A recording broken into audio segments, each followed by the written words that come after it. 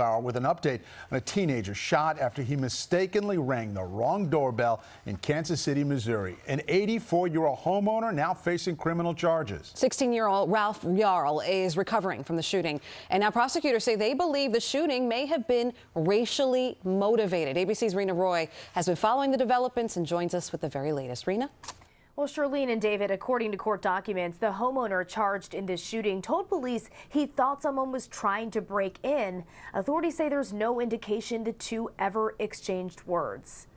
84-year-old Andrew Lester charged with felony assault, accused of shooting 16-year-old Ralph Yarl twice after police say the teen mistakenly went to the wrong house, knocked on the front door, and rang the doorbell. As the prosecutor at Clay County, I can tell you there was a racial component.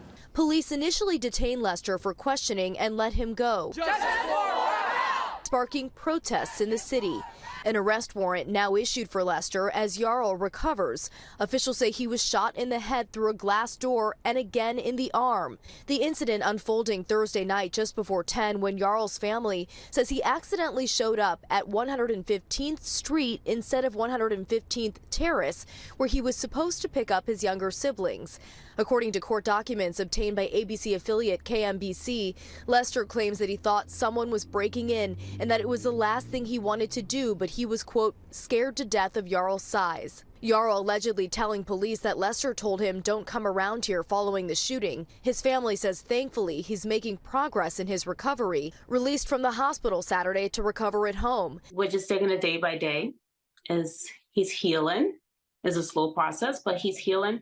And he's alive. The family's lawyer telling ABC his injuries will impact him permanently.